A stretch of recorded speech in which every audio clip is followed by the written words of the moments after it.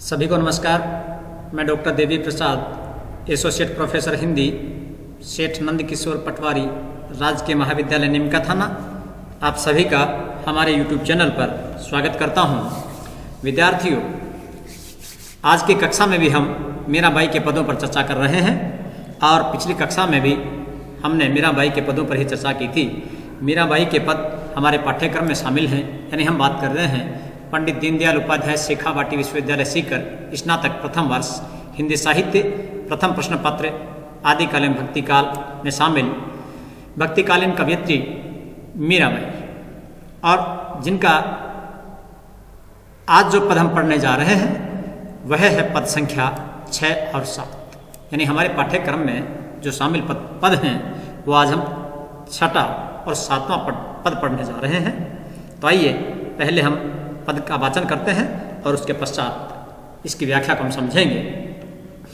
या मोहन के मैं रूप लुभानी, सुंदर वदन कमल दल लोचन बाकी चितवन मंद मुस्कानी, जमुना जी के नीरे तीरे धेनु चरावे बंसी में गावे मीठी बानी, तन मन धन गिरधर पर बारों चरण कमल मीरा लपटानी। या मैं मोहन के रूप लुभानी। मीराबाई प्रस्तुत पद में अपने आप को श्री कृष्ण पर न्योछावर करते हुए कहती हैं कि मैं मीरा के रूप पर मोहन के रूप पर लुभानी हूँ, अर्थात लुभा गई हूँ, अर्थात मैंने न्योछावर कर दिया है। मैंने अपने आप को श्री कृष्ण के रूप पर न्योछावर कर दिया है। सुंदर वदन मुख,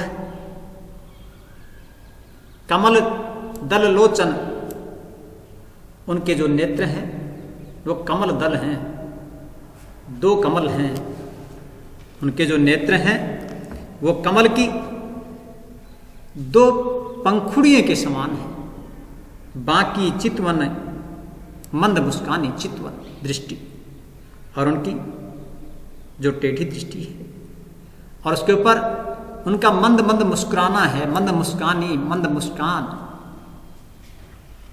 मीरा कहती हैं सुंदर वदन, जो सुंदर वदन वाले हैं, सुंदर मुख वाले हैं, जिनका मुख बहुत सुंदर है। कमल दल लोचन, और जिनके जो नेत्र हैं, दोनों ने जो नेत्र हैं वो कमल की 2 पंखुड़ियों के समान हैं। बाकी चितवन मंद मुस्कानी, मंद मुस्कान वाले, बाकी चितवन वाले। जमुना जी के नीरे तीरे, जमुना जी के पास में तट पर, तट के भाग पर जो गायें चराते हैं, धेनु गाय चराते हैं।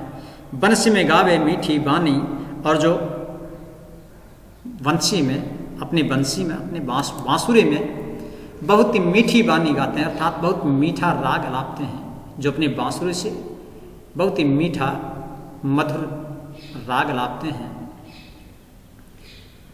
तन मन धन गिरधर परवारूं, मीरा कहती है मैं तन मन और धन उन्हीं पर न्योछावर करती हूँ। किस पर? गिरधारी पर, जिन्होंने गोवर्धन पर्वत धारण किया था, उन्हीं पर मैं तन मन और धन न्योछावर करती हूँ। चरण कमल मीरा निपटानी, मीरा कहती है मैं उनके चरण कमलों में ही रहना चाहती हूँ, लिपटना चाहती हूँ। चरण कमल, उनके कमल रूपी चरणों में ही मैं हमेशा लिपटी रहना चाहती हूँ। यानी मैं पूरी तरह से अपने आप को उन्हीं को समर्पित करना चाहती हूँ। सर्वस्व भाव में पूरी तरह से मैं उन्हीं पर न्योछावर हूँ। तो प्रस्तुत पद में मीरा अपने आप को अपने आराध्य श्री कृष्ण पर न्योछावर करती हैं, और मीरा न केवल इस पद में अपितु अन्य पदों में भी अपने आप को श्री कृष्ण पर न्योछावर करती हैं। उन्होंने अन्य पदों में भी लिखा है, पिया तेरे नाम लुभाणी, नाम लेन तिरता सुना, जैसे पाहन पानी हो। यानी मैं तुम्हारे ही नाम में लुभानी हूं, तुम्हारे ही नाम पर मैं न्योछावर हूं। और मीरा ने तो अपने आप को दासी कई पदों में बताया ही है। इसी के साथ में मीरा अपने आप को श्री कृष्ण की पत्नी भी स्वीकार करती हैं, यानी उन्हें पति के रूप में भी स्वीकार करती हैं। तो प्रस्तुत पद में भी मीरा सभी कुछ मोहन को, श्री कृष्ण को ही मानती हैं और हमेशा उनके ही निकट रहना चाहती हैं। प्रस्तुत पद में अनुप्रास, उपमा और रूपक अलंकार का प्रयोग हुआ है। चरण कमल रूपक अलंकार, कमल दल लोचन रूपक अलंकार है। इसी के साथ में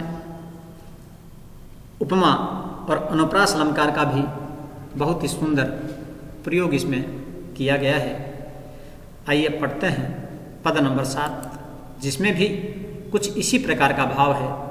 मैं तो सांवरे के रंग राची, साज सिंगार बांधी पग घुंघरू, लोक लाच तज नाची, गई कुमति लई साधु की संगत, भक्ति रूप में सांची, भक्ति रूप भई सांची, गाय गाय हरि के गुण निस्दिन काल ब्याल सो बाँची, उन बिन सब जग खारो लागत और बात सब कांची, मीरा श्री गिरधर लाल सो भक्ति रसीली जांची। रांची रंग गई, साजी सजना संवरना, सिंगार सिंगार करना, पग घुंघरू पैरों में घुंघरू बांधना, लोक लाज समाज की लज्जा, तजी तज करके, कुमति कुबुद्धि, संगति साथ, सांची सत्य, भय हो गई, हरि के ईश्वर के, गाय गाय गा गा कर, निस दिन रात दिन, काल ब्याल काल रूपी सर्प से बाँची बच गई, खारो लागत खारा लगना, और बात सब कांची कांची कच्ची बेकार, निसार जांची जची, रसीली रसपूर्ण।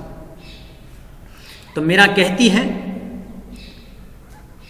कि मैं तो उन सांवरे के रंग में, उस सांवरे के रंग में, सांवरा कौन? श्री कृष्ण। अपनी किसी सखी से कहती हुई मीरा कहती है कि मैं तो उस सांवरे के रंग में रंग गई हूँ, रच बस गई हूँ उसके रंग में। और जिस प्रकार से तुलसी रमे हैं, जिस प्रकार से कबीर रमे हैं, जिस प्रकार से अन्य बहुत कवि और संत रमे हैं, उस परमपिता परमेश्वर के रस में मीरा भी उसी रंग में रंग गई है। और बात सही भी है, भक्ति में तो रम जाना ही होता है। भक्ति में तो अपने आप को साराध्य के प्रति समर्पित कर देना ही होता है। जब उसी के रंग में रंग जाएं, तभी तो भक्ति है। तो मीराबाई भी कहती है, मैं तो सांवरे के रंग राची है सखी, मैं तो सांवरे के रंग में रंग गई हूं। साज सिंगार बांधी पग घुंघरू, मैंने श्रृंगार से सज करके, 16 श्रृंगार माने जाते हैं, उनसे सज करके, बांधी पग घुंघरू पैरों में घुंघरू बांध करके, लोक लाज तज नाची, लोक लाज को तज करके और नृत्य करना प्रारंभ कर दिया है। उनके प्रेम में उन्मुक्त होकर मीरा कहती है, सखी मैंने उन श्री कृष्ण के प्रेम में अनुरक्त होकर अपने आप को उन श्री कृष्ण के प्रेम में रंग कर, समस्त श्रृंगार करके, पैरों में घुंघरू बांधकर और लोक लाज को छोड़कर उन्हीं के नृत्य में रम गई हूं, उन्हीं के नाम में रम गई हूं। जब कोई नृत्य करे, लोक लाज तज नाची, बहुत महत्वपूर्ण वाक्य है। जब कोई नृत्य करे और नृत्य करने में जब किसी को कोई लज्जा रहे, कोई संकोच रहे, तो वह अपनी कला का प्रदर्शन नहीं कर सकता। जब तक भाव रहे, जब तक मैं और तू का भाव रहे, तब तक वह काम ठीक से हो नहीं सकता। मीराबाई भी इसी बात को कहती हैं कि मैंने लोक लाज तज करके और प्रेम में उन्मुक्त होकर मैं नाची हूं।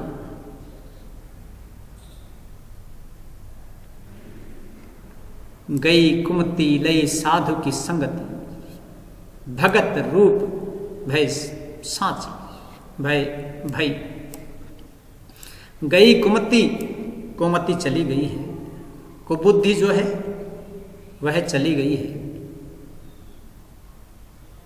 लई साधु की संगति, मैंने साधुओं की संगति करना प्रारंभ कर दिया है।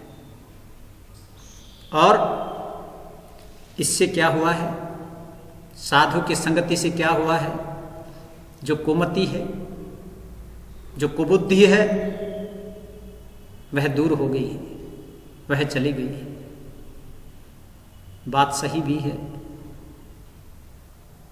जैसी संगति बैठिए वैसो ही फल दीन। जिस प्रकार की संगति कोई मनुष्य करता है, उसका फल भी उसी प्रकार का मिलता है। और फिर साधुओं की संगति, जहाँ पर उस परम पिता परमेश्वर की भक्ति करने वालों की संगति हो, उनका साथ हो, तो फिर तो भक्ति करने वाले व्यक्ति के लिए मार्ग सुगम भी हो जाता है। साथ ही उसे अच्छी बातें सीखने को मिलती हैं। तो मीराबाई भी कहती हैं कि मैंने साधुओं का साथ ले लिया है। साधु कौन? जिसने काम, क्रोध, मद, लोभ, मोह, ईर्षा, द्वेष, छल, कपट, प्रपंच, तेरा मेरा, ये सब छोड़ दिया, सब त्याग दिया है। जो निर्लिप्त होकर निस्वार्थ भाव से उस परवरदिगार की, उस परम पिता परमेश्वर की आराधना करता है, वही साधु है। तो मीरा कहती है, गई कुमति लई साध की संगत, भगत रूप भय साची। और मैं सच्चे रूप में भक्ति स्वरूप को प्राप्त हो गई। भगत रूप भय साची, भगत रूप भय साची, भगत के रूप में साची हो गई हूं, सत्य हो गई हूं। भक्त के रूप में सत्य हो जाना अपने आप में बहुत महत्वपूर्ण है। यूं तो दुनिया में बहुत से भक्त हैं, बहुत से पुजारी हैं, बहुत से साधु मिलेंगे जिन्होंने कपड़े रंगवा लिए हैं, परंतु कबीर ने भी कहा है कि उनका मन नहीं रंगा गया है। तो जब तक साचे रूप से भक्ति नहीं हो, जब तक कोई अपने आप को पूरी तरह से उस परमेश्वर की भक्ति में नहीं रमा दे, तब तक वह पूरी तरह से भक्त रूप में नहीं हो सकता। केवल वेश धारण कर लेने से कोई भक्त नहीं हो सकता। भक्त कब हो?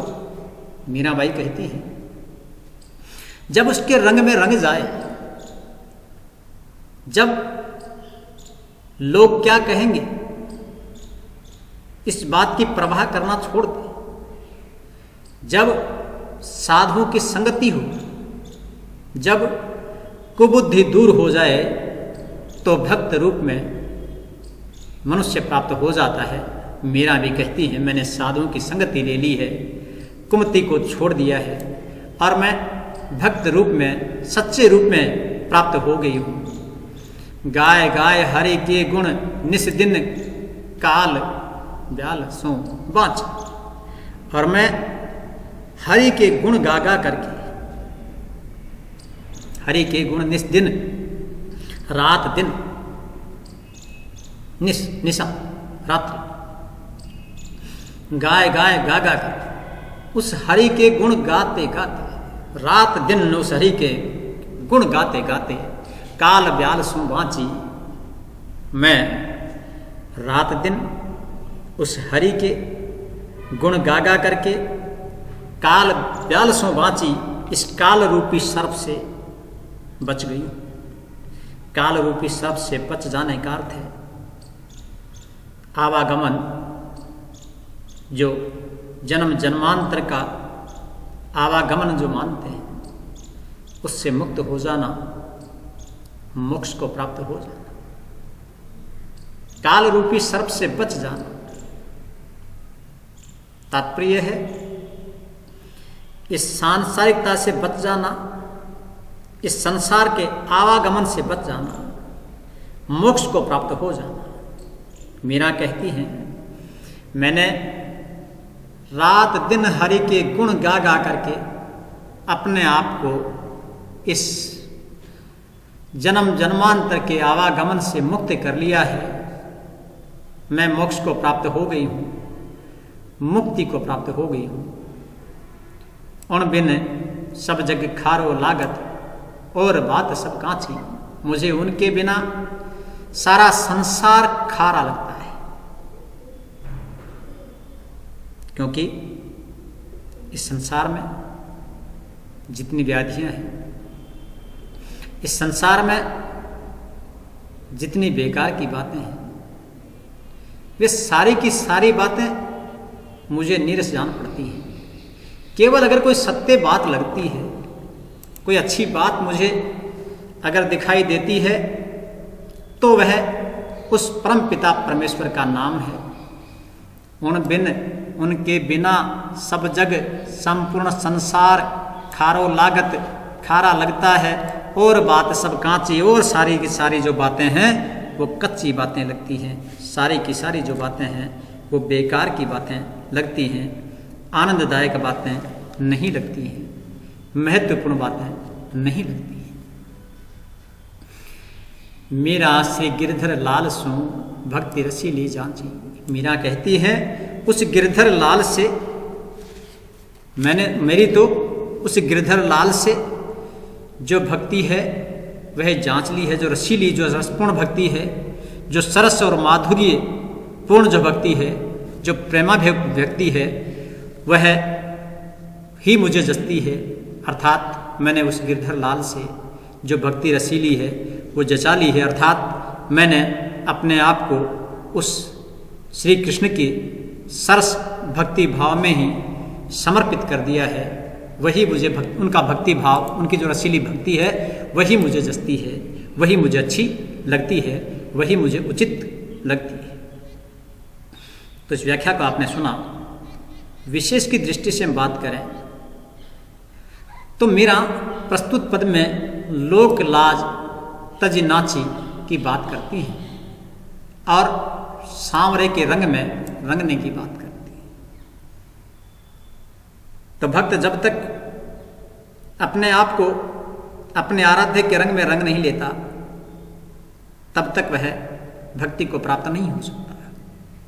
मेरा भी इसी बात को कहती है, लोक लाज तज नाची। इस बात से हमें यह संकेत मिलता है कि उस समय जिस प्रकार से समाज में विशेषकर स्त्रियों के लिए पर्दा प्रथा आदि जो प्रचलन में था, उन सबको त्यागने की बात मीरा यहाँ पर करती है